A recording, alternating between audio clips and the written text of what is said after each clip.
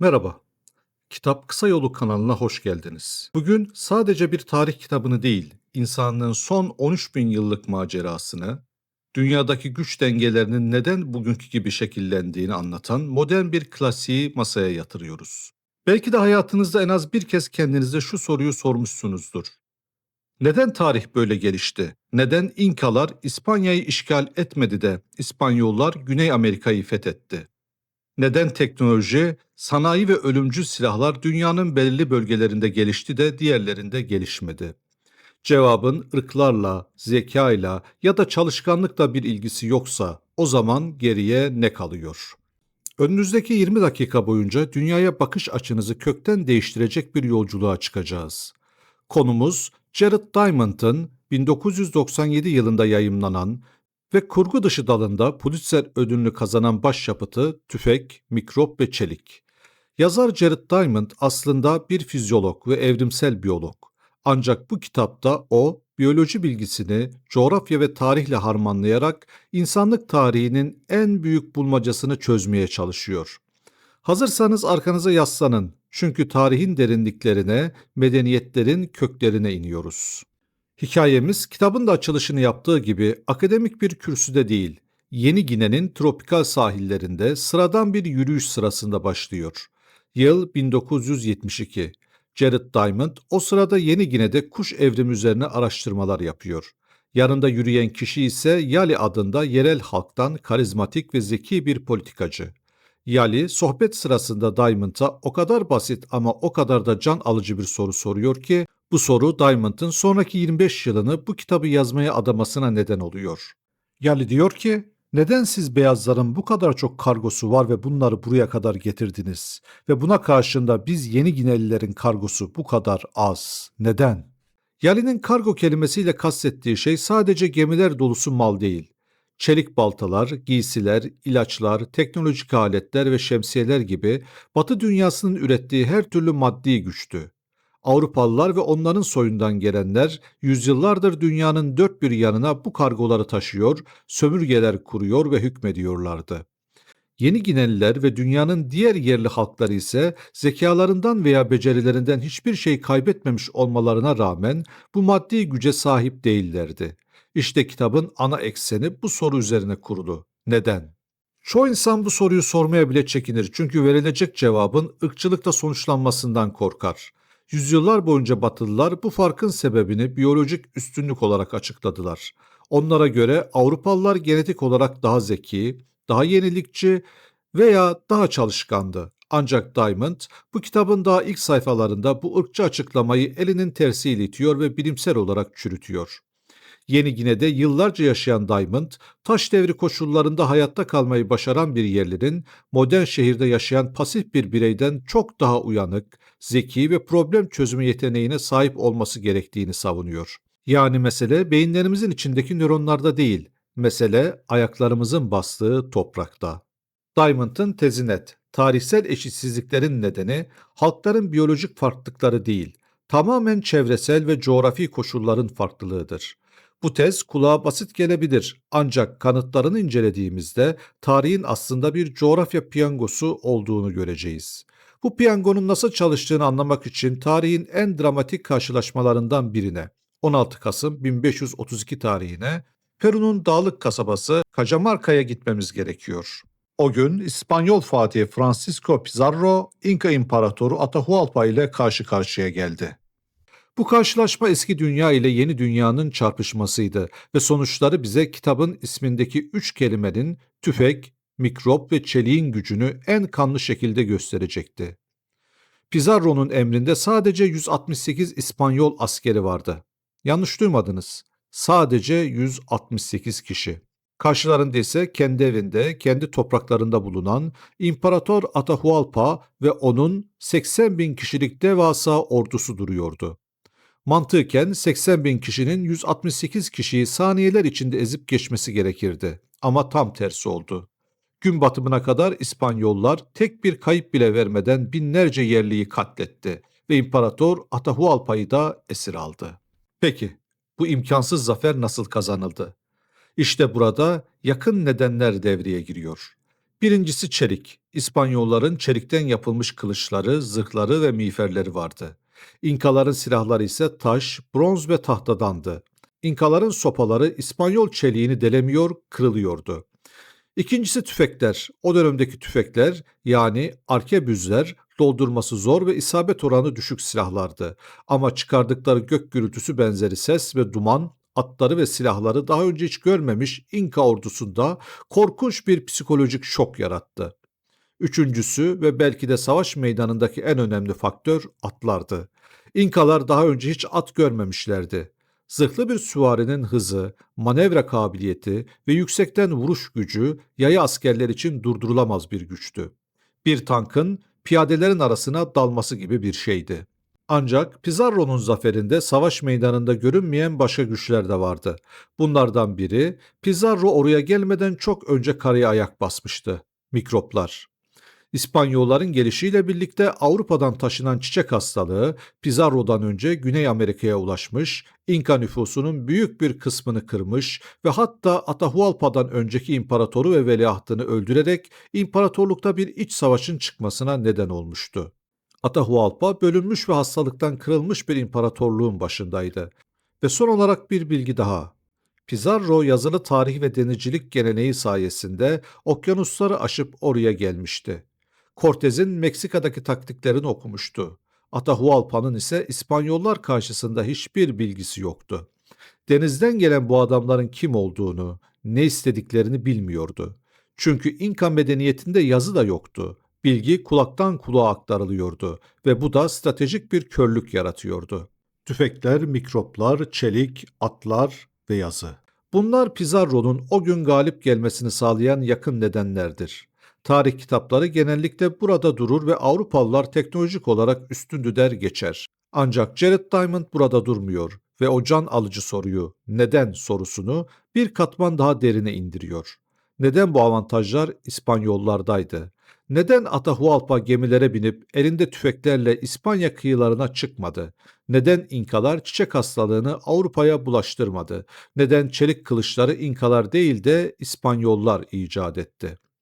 İşte bu sorular bizi nihai nedenlere götürüyor ve bu nedenlerin kökenini bulmak için Pizarro'dan binlerce yıl öncesine insanların avcı toplayıcı olduğu dönemlere dönmemiz ve medeniyetin en temel yapı taşına bakmamız gerekiyor: gıda üretimi. İnsanlık tarihinin en büyük kırılma noktası tarım devrimidir. Yani insanların vahşi bitkileri ve hayvanları evcilleştirip yerleşik hayata geçmesi. Avcı toplayıcı bir yaşam tarzı günübirlik yaşamayı gerektirir. Yarın ne yiyeceğinizi bilemezsiniz. Sürekli hareket halindesinizdir ve yanınızda taşıyabildiğinizden fazla eşyaya veya çocuğa sahip olamazsınız. Ayrıca avcı toplayıcı bir grupta herkes yiyecek bulmak zorundadır. Kral, asker, rahip veya demirci gibi üretim yapmayan sınıfları besleyecek fazladan bir yiyecek yoktur. Ancak ne zaman ki insanlar tarıma başladı, denklem değişti. Tarım, birim alanda avcılığa göre 10 ila 100 kat daha fazla insanı besleyebilirdi. Daha da önemlisi, tarım artı ürün yani gıda fazlası yaratır. Çiftçi kendi ailesinin ihtiyacından fazlasını üretir ve bu fazla gıda depolanabilir. Depolanmış gıda nüfus patlaması demektir ve depolanmış gıda tarlada çalışmak zorunda olmayan uzmanların ortaya çıkması demektir. İşte o uzmanlar silahları yapan demircilerdir, strateji kuran krallardır, vergileri kaydeden yazıcılardır ve dua eden rahiplerdir. Yani Pizarro'nun çelik kılıcını yapan demirciyi de, Pizarro'nun askerlerini de aslında yüzyıllar önce başlayan o gıda fazlası beslemiştir. Peki tarım bu kadar büyük bir güçse neden herkes aynı anda tarıma geçmedi? Neden tarım bereketli hilal dediğimiz Mezopotamya'da milattan önce 8500 civarında başlarken Amerika kıtasında veya Afrika'da binlerce yıl sonra başladı veya bazı yerlerde hiç başlamadı? Avustralya yerlileri neden çiftçilik yapmadı? Tembel oldukları için mi? Kesinlikle hayır. Cevap yine coğrafyanın onlara sunduğu menüde gizli. Tarım yapabilmek için evcilleştirmeye uygun vahşi bitki ve hayvan türlerine ihtiyacınız var. Dünyadaki binlerce bitki türünden sadece çok azı tarıma uygundur. İnsanlığın tükettiği kalorinin %80'inden fazlası sadece bir düzine bitki türünden gelir. Buğday, mısır, pirinç, arpa, patates gibi. Bu süper bitkilerin ataları her kıtada eşit dağılmamıştı. Bereketli Hilal yani bugünkü Türkiye'nin güneydoğusu, Irak ve Suriye'yi kapsayan bölge dünyanın en şanslı coğrafyasıydı. Çünkü burada proteini yüksek, saklaması kolay ve evcilleştirilmesi basit olan buğday ve arpa ile bezelye ve mercimek gibi baklagiller doğal olarak vahşi halde bir arada bulunuyordu. Buna karşılık Yeni Gine'deki bir çiftçinin elinde ne vardı? Taro kökü ve muz. Bunlar protein açısından fakirdir. Uzun süre depolanamaz ve ekimi zordur. Amerika kıtasındaki çiftçilerin elinde mısır vardı ama vahşi mısırın koçanı serçe parmağınızdan bile küçüktü ve verimli hale gelmesi binlerce yıl süren bir ıslah çalışması gerektiriyordu. Yani Avrasyalı bir çiftçi doğanın ona sunduğu açık büfe sayesinde yarışa 100 metre ileride başlarken diğer kıtalardaki insanlar ellerindeki kısıtlı malzemeyle hayatta kalmaya çalışıyordu. Ama bitkiler hikayenin sadece yarısı. Asıl büyük farkı yaratan hayvanlardı. Pizarro'nun atları vardı. Atahualpa'nın ise yoktu. Neden İnkalar zebraları, bizonları veya tapirleri evcilleştirip süvari birlikleri kurmadılar? İşte burada Jared Diamond'ın Tolstoy'un meşhur Anna Karenina romanına giriş cümlesine atıfta bulunarak Anne Karenina ilkesini ortaya atıyor. Mutlu ailelerin hepsi birbirine benzer. Her mutsuz ailenin mutsuzluğu ise kendine özgüdür, kendi hikayesi vardır. Bu ilkeyi hayvanlara uyarladığımızda şu anlama gelir. Bir hayvanın evcilleştirebilmesi için gereken özelliklerin hepsine aynı anda sahip olması gerekir. Tek bir kusur bile o hayvanı evcilleştirilemez kılar. Nedir bu kriterler? 1. Beslenme. Hayvan obur olmamalı veya seçici olmamalı. Bir ineği otla besleyebilirsiniz ama bir aslanı beslemek için ona et vermeniz gerekir. O eti elde etmek için de başka hayvanları yetiştirmeniz gerekir. Bu verimsizdir. 2. Büyüme hızı. Bir goril veya fil harika bir yük hayvanı olabilir ama yetişkinliğe ulaşmaları 15 yıl sürer. Çiftçinin bekleyecek o kadar vakti yoktur. Üçüncüsü ise esaret altında üreme ile alakalı. Çitalar harika avcılardır ve geçmişte krallar tarafından kullanılmıştır ama çiftleşmek için kilometrelerce koşmaya ve karmaşık kurlara ihtiyaç duyarlar. Kafeste üremezler. 4. Mizaç. Aylar veya zebralar güçlüdür ama insanı öldürmeye meyillidirler. Özellikle zebralar yaşlandıkça aşırı agresifleşirler ve kement atılamaz. Çünkü kementi görür görmez başlarını eğerler. 5. Panik duygusu. Ceylanlar kafese konduğunda panikten kendilerini duvarlara vurup öldürürler. Ve 6. Sosyal yapı. Evcilleştirilebilir hayvanlar sürüler halinde yaşar ve bir lidere itaat ederler. İnsan o liderin yerini aldığında tüm sürü insanı takip eder. Kediler hariç. Yalnız yaşayan hiçbir hayvanı sürü olarak güdemezsiniz. Tarih boyunca insanlar binlerce hayvanı evcilleştirmeyi denediler. Ama dünyada 45 kilodan ağır olan ve bu kriterlerin hepsine uyan sadece 14 büyük memeli vardır. İnek, koyun, keçi, domuz ve at gibi büyük beşli dediğimiz en önemli türlerin hepsi sadece ve sadece Avrasya kıtasında doğal olarak bulunuyordu. Güney Amerika'da sadece lama vardı ama o da bir insanı taşıyacak kadar güçlü değildi. Süt vermezdi ve yük taşımayı reddederse yere yatıp tükürürdü. Avustralya ve Kuzey Amerika'da ise bu kriterlere uyan büyük memelilerin çoğu buzul çağının sonunda nesli tükendiği için yoktu. Afrika'da zebralar ve bufalalar vardı ama belirttiğimiz huysuzlukları nedeniyle asla evcilleştirilemediler. Şimdi manzarayı birleştirelim. Avrasya'da yaşayan insanlar şans eseri en verimli bitkilere ve en verimli hayvanlara sahipti. Bu hayvanlar onlara et, süt, yün ve deri sağladı. Ama daha önemlisi kas gücü sağladı. Bir öküz, bir insanın toprağı çapalarken harcadığı enerjinin kat be kat fazlasını sağlayarak tarımsal üretimi patlattı. Atlar ulaşımı ve savaş sanatını değiştirdi. Bu hayvanlar sayesinde Avrasya toplumları daha yoğun nüfuslara ulaştı. Daha karmaşık toplumlar kurdu ve teknolojide diğer kıtalara fark attı. Yani Pizarro'nun o gün Cajamarca'da olmasının nedeni onun genetik üstünlüğü değil, atalarının binlerce yıl önce coğrafi piyangoyu kazanmış olmasıydı. Ancak hayvanların insanlara verdiği tek şey güç değildi. Onlar aynı zamanda tarihin en büyük kitle imha silahını, mikropları da insanlara hediye ettiler. Pizarro'nun kılıcından daha çok öldüren o görünmez katillerin hikayesi, tarımın ve hayvancılığın karanlık yüzüdür. Ve bu mikropların neden sadece bir tarafta, yani Avrasyalıların tarafında olduğunu anlamak, coğrafyanın kaderimizi nasıl çizdiğini anlamanın bir sonraki adımıdır. Ayrıca bu avantajların kıtalar arasında nasıl yayıldığını belirleyen eksenler teorisi de neden Türkiye'deki bir buğdayın Avrupa'ya kolayca gidip Meksika'daki Mısır'ın Amerika'nın kuzeyine bir türlü ulaşamadığını açıklayacak. Tarih kitapları bize savaşları, generalleri ve kılıç şakırtılarını anlatır. Ancak insanlık tarihinin en büyük katili asla bir asker olmamıştır. En büyük katil her zaman salgın hastalıklar olmuştur. Çiçek, kızamık, grip, tifüs, veba. Bu hastalıklar tarih boyunca savaşlarda ölenlerden çok daha fazla insan öldürdü. Peki bu ölümcül mikroplar nereden geldi? Cevap sizi şaşırtabilir. En sevdiğimiz çiftlik hayvanlarından. İnsanlar on binlerce yıl önce hayvanları evcilleştirip onlarla aynı çatı altında iç içe yaşamaya başladıklarında doğa beklenmedik bir takas başlattı. Hayvanlara özgü olan bazı mikroplar mutasyon geçirerek insanlara sıçradı. Örneğin insanlığı kıran geçiren kızamık virüsü sığırlardaki sığır vebasından, verem yine sığırlardan, grip domuzlardan ve ördeklerden, çiçek hastalığı ise develerden veya sığırlardan bize geçti. Avrasya toplumları binlerce yıl boyunca bu hayvanlarla ve dolayısıyla bu mikroplarla iç içe yaşadılar.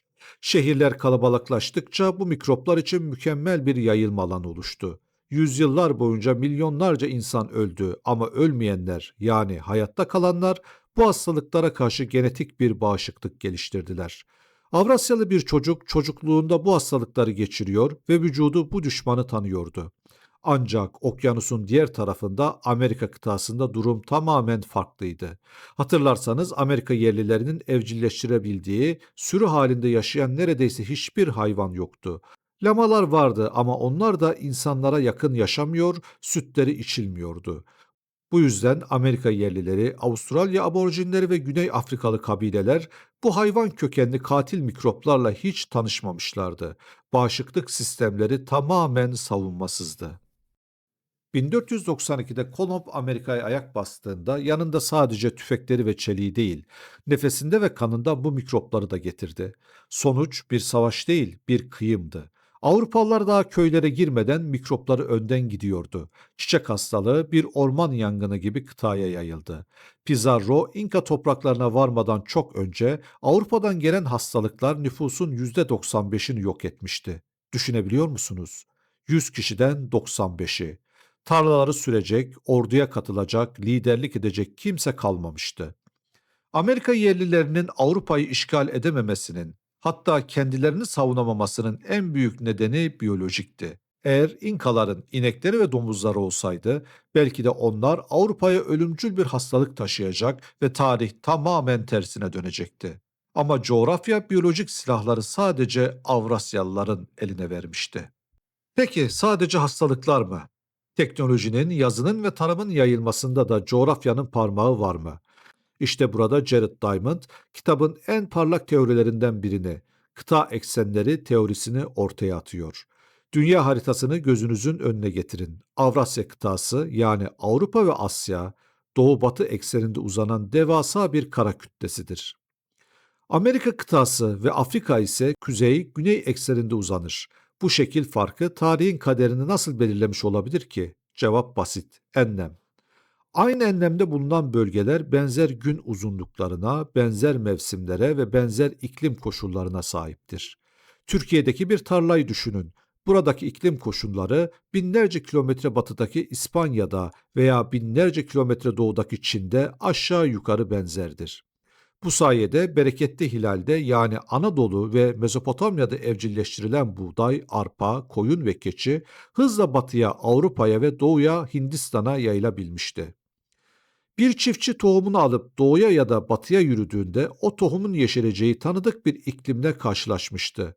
Bu, tarımın ve tarımla birlikte teknolojinin, tekerleğin, yazının Avrasya boyunca bir orman yangını hızıyla yayılmasını sağlamıştır. Şimdi Amerika kıtasına bakalım. Kıta kuzeyden güneye, Kanada'dan Arjantin'e doğru uzanır. Meksika'da Mısır'ı evcilleştiren bir çiftçiyi düşünün. Bu Mısır'ın kuzeydeki Amerika Birleşik Devletleri'ne veya güneydeki Ant Dağları'na ulaşması için tamamen farklı iklim kuşaklarını aşması gerekir. Meksika'dan yola çıkan Mısır önce tropikal yağmur ormanlarıyla karşılaşır. Sonra çölleri aşmak zorundadır. Meksika'nın ılıman iklimine alışkın bir tohum, ekvatorun kavurucu sıcağında veya Kanada'nın dondurucu soğuğunda büyüyemez. Bu yüzden Meksika'da önce 3000'lerde evcilleştirilen mısırın Kuzey Amerika'ya ulaşması binlerce yıl sürmüştü. Aynı şey teknolojiler için de geçerlidir. İnkaların harika bir yol sistemi ve metal işleme teknolojisi vardı. Azteklerin oyuncaklarda bile olsa tekerleği ve de yazısı vardı. Ama Panama kıstağındaki sık ormanlar ve coğrafi engeller yüzünden bu iki büyük medeniyet birbirinden habersiz yaşadı. Tekerlek Ant Dağları'na, lama Meksika'ya, yazı ise güneye inemedi. Afrika'da da durum aynıydı. Sahra Çölü kuzeydeki Akdeniz medeniyetleri ile Sahra altı Afrika arasındaki iletişimi kesti. Mısır'daki buğday ve saban, Güney Afrika'nın ılıman iklimine ulaşamadı. Çünkü aradaki binlerce kilometrelik tropikal bölge buğdayın yetişmesine izin vermiyordu. İşte Avrasya'nın o devasa doğu-batı otoyolu fikirlerin, malların ve icatların serbestçe dolaşmasını sağlarken Amerika ve Afrika'nın kuzey-güney ekseni medeniyetlerin izole adacıklar halinde kalmasına, teknolojinin yavaş ilerlemesine neden oldu. Tüm bu tarımsal ve coğrafi avantajlar birleştiğinde ortaya ne çıkar? Devlet. Karmaşık, bürokratik, vergilerin toplandığı ve orduların beslendiği bir devlet yapısı. Diamond kabileden devlete geçişin de gıda fazlasına bağlı olduğunu anlatır. Gıda fazlası varsa nüfus artar. Nüfus artarsa tanıdık olmayan insanlar arasındaki çatışmayı önlemek için kurallara ve bir otoriteye ihtiyaç duyulur. Devletler sadece vergi toplamaz, aynı zamanda ideoloji ve din üretir. Bir kabile savaşında insanlar genellikle akrabalar için savaşır. Ama bir imparatorlukta bir asker hiç tanımadığı bir kral veya bir tanrı uğruna hiç görmediği topraklarda ölmeyi kabul eder. Pizarro'nun askerleri sadece para için değil, aynı zamanda Hristiyanlık ve kral adına oradaydılar. Bu fanatik bağlılık ve organizasyon yeteneği askeri teknolojiden bile çok daha büyük bir güçtür. Peki kitabın sonunda şu soru akla geliyor. Avrasya içinde neden Çin değil de Avrupa dünyayı fethetti? Sonuçta Çin barutu, pusulayı, kağıdı ve matbaayı Avrupa'dan çok önce icat etmişti. Tarıma daha erken başlamış, devasa bir imparatorluk kurmuştu. Hatta 1400'lü yıllarda Kristof Kolomb'un gemilerinden kat be kat büyük gemilerden oluşan devasa bir donanmaya sahiptiler. Amiral Zheng He önderliğinde Afrika kıyılarına kadar gitmişlerdi. Neden o gemiler Amerika'yı keşfetmedi ya da Avrupa'yı sömürgeleştirmedi? Diamond'a göre cevap yine coğrafyada ve onun yarattığı siyasi yapıda gizli. Çin'in coğrafyası büyük nehirler ve geniş düzlüklerle birbirine bağlıdır. Bu Çin'in çok erken dönemde tek bir imparatorluk altında birleşmesini sağladı. Bu bir avantaj gibi görünse de aslında büyük bir dezavantajdı. Çünkü birlik rekabeti öldürdü.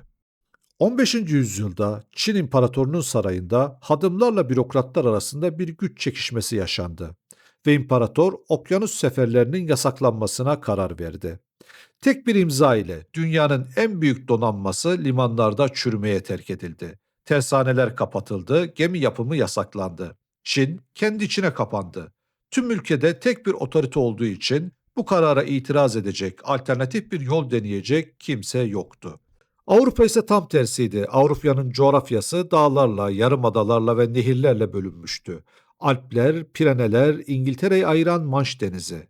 Bu coğrafi engeller Avrupa'nın hiçbir zaman tek bir imparatorluk altında birleşmesine izin vermedi. Avrupa her zaman onlarca küçük krallığa, prensliğe bölünmüş durumdaydı. Bu bölünmüşlük korkunç savaşlara yol açsa da muazzam bir rekabet ortamı yarattı. Kristof Kolomb batıya gitme fikriyle önce Portekiz kralına gitti, reddedildi. Pes etmedi. İspanya düküne gitti, reddedildi. En sonunda İspanya kraliçesi Isabella'yı ikna etti. Eğer Avrupa'da Çin gibi tek bir imparator tarafından yönetilseydi ve o imparator hayır deseydi, Amerika'nın keşfi belki de yüzyıllar boyunca gerçekleşmeyecekti. Avrupa'nın coğrafi bölünmüşlüğü, inovasyonu ve risk almayı zorunlu kıldı. Gelişmeyen yok oldu, gelişen hayatta kaldı. Çin'in istikrarı onun duraklamasına, Avrupa'nın kaosu ise onun dünyayı ele geçirmesine neden oldu. Sonuç olarak Jared Diamond'ın bu muazzam eseri bize şunu gösteriyor. Tarih, kralların ve kraliçelerin kaprislerinden ibaret bir masal değildir. Tarih bir bilimdir. Kimya gibi, fizik gibi kuralları olan neden-sonuç ilişkisine dayanan bir süreçtir. Bugün dünyadaki eşitsizliklerin zengin ve fakir ülkeler arasındaki uçurumun sebebi bazı ırkların üstünlüğü değil, binlerce yıl önce atalarımızın hangi enlemde yaşadığı, hangi hayvanlara komşu olduğu ve hangi tohumları ekebildiği ile ilgilidir. Yali'nin sorusuna dönecek olursak, neden siz beyazların bu kadar çok kargosu var? Cevap artık net. Çünkü Avrasyalıların ataları, buğdayın, arpanın, atın, ineğin ve demirin bol olduğu bir coğrafyada doğdular. Bu avantajlar onlara tüfekleri, mikroplar ve çeliği verdi. Eğer tarihi baştan sarıp coğrafi koşulları değiştirirsek, yani Avrupa'yı çöllerle kaplayıp Amerika'ya atlar ve buğday verseydik, bugün muhtemelen bir İnka tarihçisi neden Avrupa'daki yerliler bu kadar geri kaldı diye bize bir kitap yazıyor olacaktı. Umarım Jared Diamond'ın Tüfek, Mikrop ve Çelik kitabının bu özeti dünyaya ve tarihe bakış açınızda yeni bir pencere açmıştır. Tarih sadece geçmişi öğrenmek için değil, bugünü anlamak için ve geleceği inşa etmek için en güçlü rehberi bizdir. Bu videoyu buraya kadar izlediğiniz için teşekkür ederim. Bu tarz derinlemesine kitap incelemelerinin ve zihin açıcı içeriklerin devamı için kanala abone olmayı, videoyu beğenmeyi ve düşüncelerinizi yorumlarda paylaşmayı unutmayın. Özellikle bir sonraki videoda hangi kitabı incelememizi isterseniz bunu yazabilirsiniz. Yorumlarda buluşalım. Bir sonraki Kitap Kısa Yolu macerasında görüşmek üzere. Hoşça kalın.